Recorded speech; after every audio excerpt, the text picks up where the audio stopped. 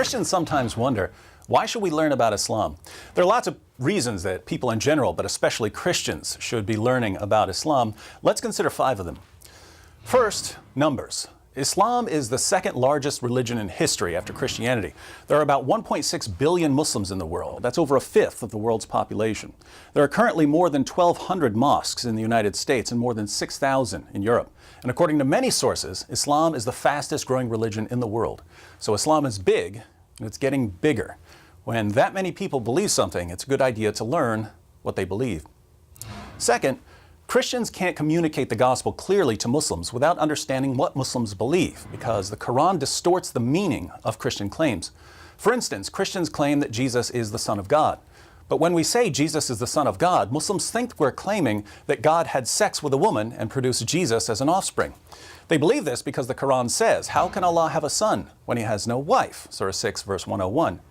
Now, when Christians call Jesus the Son of God, we're not talking about God having sex and producing an offspring. No Christian has ever meant that. But that's what Muslims think we mean, because the Quran says that's what it means to call someone the Son of God. There's a similar problem when it comes to the doctrine of the Trinity. According to the Quran, Surah 5, verse 116, Christians believe in a Trinity made up of God, Jesus, and Mary. Here again, no Christian has ever believed this, but there are Muslims who think we believe in a Trinity made up of God, Jesus, and Mary because of how the Quran distorts Christian doctrines. So if we don't know what Muslims believe, we won't understand how they're misinterpreting what we say when we preach the gospel. Third, Muslims are trained to challenge the core doctrines of Christianity. Jesus taught his followers lots of things, but when they preached the gospel in the book of Acts, they preached that Jesus is the divine Son of God who died on the cross for sins and rose from the dead. Deity, death, and resurrection. These are the 3 core teachings of the Christian gospel. Islam denies all 3 of them, and so Muslims are taught to challenge Christians on these issues. Muslims are taught to attack Christianity where it matters most. If Christians don't know about Islam, we won't know how Muslims are going to challenge our beliefs, and we won't know how to challenge their beliefs.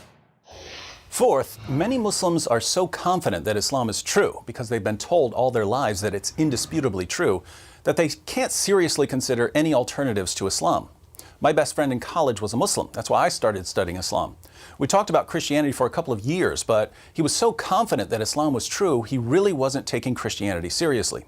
It was only after we began looking at some of the problems with Muhammad and the Quran that he realized, maybe what I've been told about Islam all my life isn't true. Maybe I need to think through this more carefully. He's a Christian now. He's one of the speakers for Ravi Zacharias International Ministries. So giving Muslims some facts about Muhammad and the Quran is crucial, and we can't give them these facts unless we know what the facts are. Fifth, Islam thrives in an atmosphere of ignorance. I've met lots of converts to Islam over the years, but I've never met a single person who converted to Islam after carefully studying Islam. When I meet a convert to Islam and I ask, "Why did you convert to Islam?" it's almost always because the person was given some false information. The reason so many people fall for this false information is that there's a general atmosphere of ignorance about Islam, which allows Muslim preachers to say pretty much whatever they want because no one's going to correct them. These preachers are then free to adapt their message to the values of their audience. In the West, we believe in women's rights. So the Muslim preacher says, "You believe in women's rights? Muhammad was a champion of women's rights. He was probably the greatest defender of women who ever lived." People in the West usually have a high respect for science. So the Muslim preacher says, "The Quran is filled with scientific claims that could only be verified centuries after Muhammad's death. Science proves that Islam is the truth." In an area where no one knows much about Islam, many people believe what they hear from these Muslim preachers and they convert to Islam. The only way this is going to stop is if we get to a point where we know enough about Islam to refute false claims. When a Muslim preacher says Muhammad was a champion of women's rights, hands need to go up to question him about Quran verses that refute him. So Islam is already a massive religion and it's growing rapidly. Muslims often don't understand the gospel because they're misinterpreting our claims based on the Quran's distortion of our claims. Muslims have been taught to criticize core Christian doctrines. Many Muslims can't take the gospel seriously until their own beliefs have been challenged, and people are converting to Islam based on false information.